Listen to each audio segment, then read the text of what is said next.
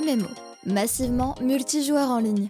Le genre est si populaire qu'il dispose de sa propre catégorie Steam et qu'on y dénombre presque 2000 entrées. J'ai donc scrollé ces entrées, j'en ai tiré tous les jeux qui semblaient intéressants et je les ai mis sur une roue. Les règles sont simples. La roue tourne, on lance l'heureux élu et le chat vote s'il déteste ou s'il adore. J'ai donc joué à 7 MMO que vous ne connaissez sûrement même pas.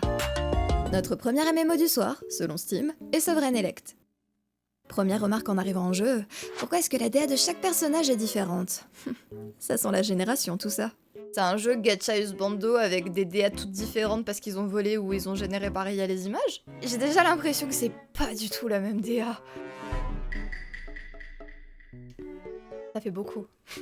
Un long tuto entièrement textuel débute alors que les next pleuvent dans le chat. Salutations! Comment je parle? I am your personal royal connoisseur. If you plan on becoming a sovereign elect, this is where you start. Ok. Le jeu nous fait progresser vers des champs où un combat de gifles s'enclenche entre un corbeau et mon Link Wish. Je vais attendre qu'il ait fini parce que j'ose pas le déranger en fait. Puis le jeu m'indique de cliquer sur ces différents rectangles qui...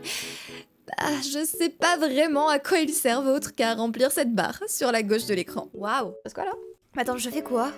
Bah c'est bien, mais pourquoi je fais ça? Un peu perdu, je clique partout dans l'espoir de trouver une interaction cool, et c'est là qu'une page Steam s'ouvre avec un guide.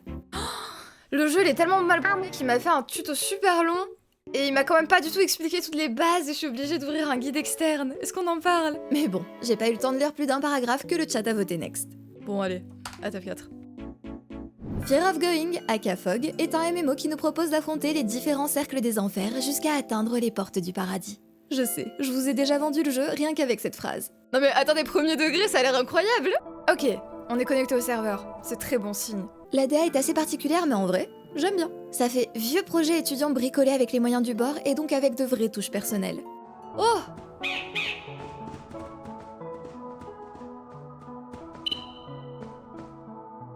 Mais c'est flippant! Maintenant, la première question est... Qu'est-ce qu'on fait? Parce que c'est bien mignon de me lâcher dans une ville remplie de bots qui courent et de piafs sortis de films d'horreur, mais ça m'aide pas beaucoup. Ok. Les menus sont pas hyper clairs, mais ils permettent de valider que d'autres joueurs peuvent bien rejoindre le serveur. Bible? Comment ça, Bible? Comment ça j'ai la Bible dans mon inventaire? Comment j'interagis? Oh! Lis ta Bible. Pénètre dans le portail en dessous de moi quand tu seras prête. Vous serez aussi soulagé d'apprendre que pour l'Utero, vous pouvez faire l'acquisition de fabuleuses ailes d'ange pour votre avatar. Sinon, ça y est, on a trouvé comment jouer. Au centre de la map d'accueil se trouve un portail qui mène à la rivière Styx. Rivière qu'on peut ensuite franchir pour débuter notre ascension des différents cercles. Je comprends rien non plus. Mais en vrai, il y a une vibe, mais je ne comprends strictement rien à ce qui se passe. Mais il y a une vibe. Un PNJ nous demande de trouver 3 pommes, donc on s'exécute, et de la même manière que 90% des foutus jeux vidéo qui existent, l'eau ça tue. Merde. Toujours des héros élus des dieux incapables de réaliser 3 brasses, je jure. Bon, il nous faut 3 pommes. Yo, j'ai 3 pommes. Arrivé au niveau suivant, on nous demande de monter niveau 4 et à partir de là, les pistolets sont débloqués. Concho bar? C'est une référence à la Bible que je comprends pas ou ça se passe comment? La Bible del Concho, mais je sais pas moi! Et du coup, faut tuer ces gens?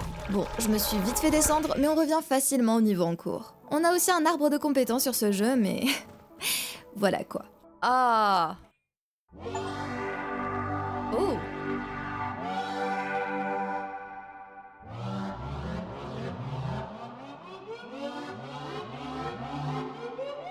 Je peux rester là à l'infini, hein.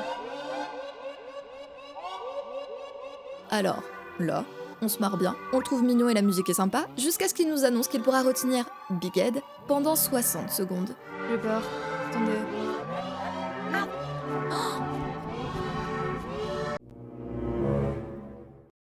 Y'a un truc qui a commencé à spawn, non?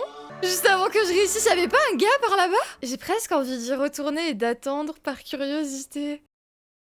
Maintenant, on se dit que le jeu est tout de même très répétitif, à demander de tuer des vagues d'ennemis et récolter des pommes, quand soudain, petit train. Appuie sur espace pour... Quoi? Ça va être un niveau de karting? Quoi?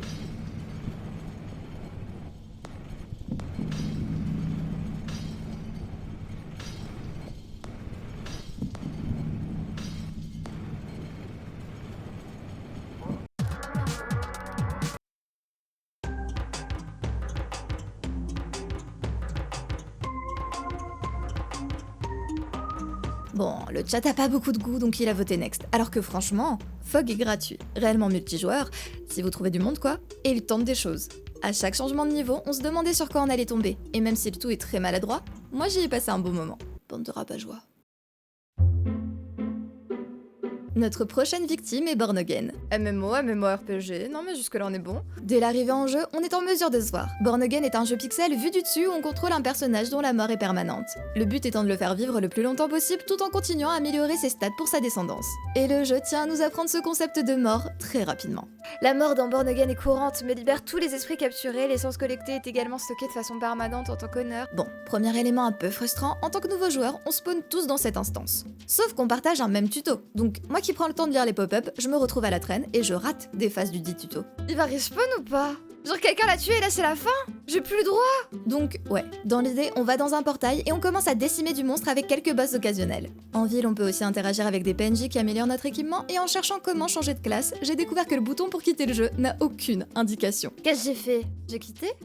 Mais y a rien de marqué. Mais bon, j'ai découvert juste après que je pouvais faire des croche-pieds au livreur. Oh je suis désolée. Je suis tellement désolée. Attention, tchac. Pardon. 10 sur 10. Après ça, j'ai rencontré le gars du coin qui propose d'offrir ma vie à mes ancêtres. Commu très sympa. Et c'est comme ça qu'on découvre qu'il y a différents fils, de plus en plus difficiles à suivre, mais rapportant par conséquent plus, ainsi que des classes qu'on peut débloquer en accumulant de l'honneur au cours de nos vies. Il est donc l'heure de retourner farmer. Non mais s'il vous plaît, monsieur, je veux me casser, je suis désolée, je vous embêterai plus. Je vais rentrer chez moi, je vais juste rentrer chez moi. Oh mon dieu.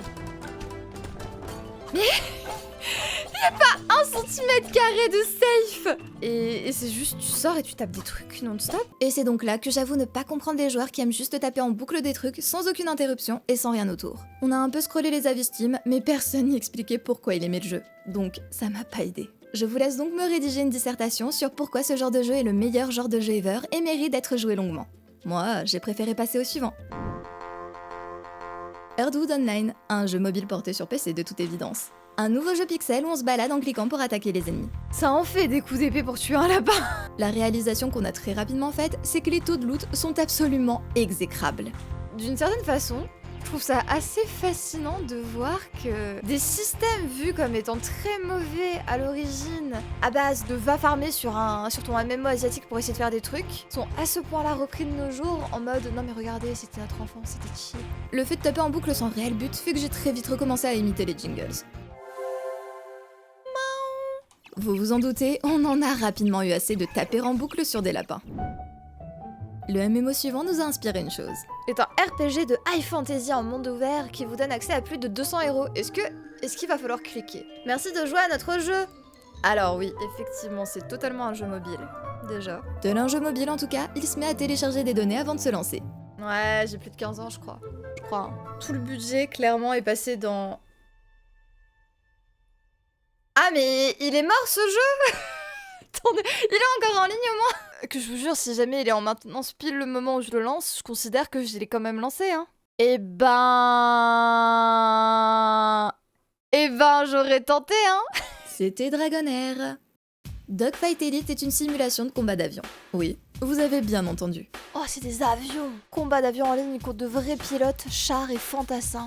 Il y a toujours une première étape primordiale à franchir sur ce genre de titre. Je vais pas réussir à décoller. On paraît combien? Mais rassurez-vous, les phases d'entraînement et tutoriels sont là pour assurer notre succès. Alors...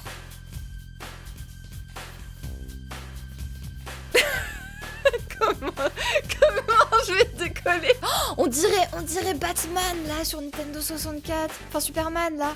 On est d'accord? Bienvenue sur Dogfight.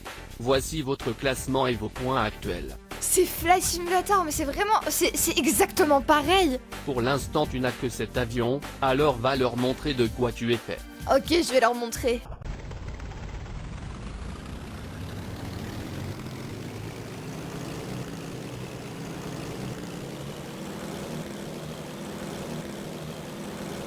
Pourquoi c'est inversé? Comment?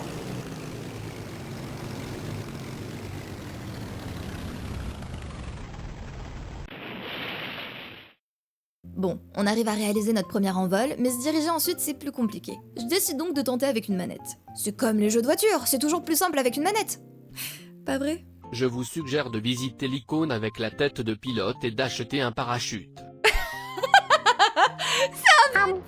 Il m'a vraiment dit tu t'es craché comme une merde, achète un parachute la prochaine fois. Du coup, Dogfight se joue réellement en ligne. Vous rejoignez un combat où vous êtes assigné à un camp et votre objectif est de détruire le porte-avions ennemi. S'il y a d'autres joueurs, ils peuvent vous attaquer pour vous empêcher de faire des dégâts à leur base.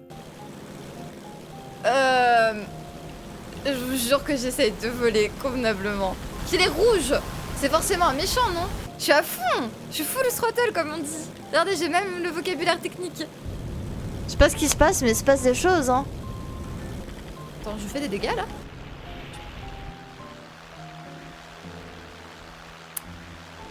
On m'a tué, je crois. Team bleu ou rouge? Bah bleu vu que je décolle du porte-avions. Attention! J'arrive caché par les nuages. Qui c'est qui fait des dégâts?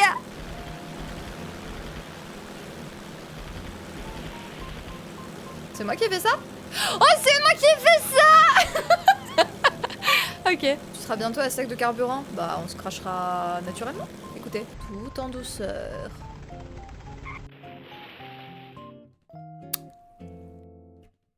Tout en douceur. Familiars.io est un MMO style pixel où vous capturez de petites créatures pour les faire s'affronter lors de combats tour par tour. Hein? Ok, quoi. La partie s'annonçait compliquée depuis Steam, mais heureusement, comme son nom le laisse deviner, on peut le lancer dans son navigateur. On commence par choisir son avatar, puis son familier, avant d'être lâché, sans plus d'indications sur une carte. C'est clairement Pokémon. Oh, et la musique est banger.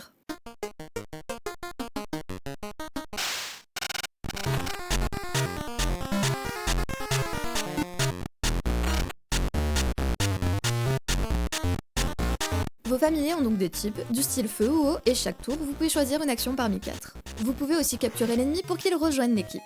Premier gros questionnement sur ce jeu, puisqu'il n'y a aucun PNJ ou donneur de quête, comment est-ce qu'on soigne ses Pokémon familiers. Comment je me heal? On débute le jeu avec 5 potions, mais attention, on n'a pas trouvé d'autres moyens pour soigner nos petits animaux et les potions restent tout de même rares. Mais y a pas des villes, quelque chose? Non. Familiars.io est un jeu développé par une seule personne sur son temps libre. Son objectif était juste de créer un jeu sympa et facile à prendre en main. On a 20 familiers à capturer, chaque combat leur fait gagner un niveau et le niveau maximum c'est 15. Ensuite, libre au joueur de tenter des donjons difficiles puisqu'il faut gérer son stock de potions ou affronter d'autres joueurs. Go here. Off I go! Et la musique est toujours incroyable.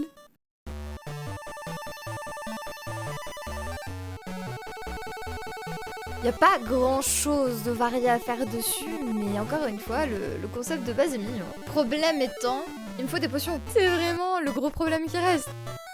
Win! J'ai un cristal! Bon, j'ai plus de vie, j'ai pas de potion. Si, j'ai une potion, mais j'ai un cristal! Je considère que j'ai fini un peu le jeu. Abonne-toi pour ne pas rater le prochain compte rendu de nos soirées roux.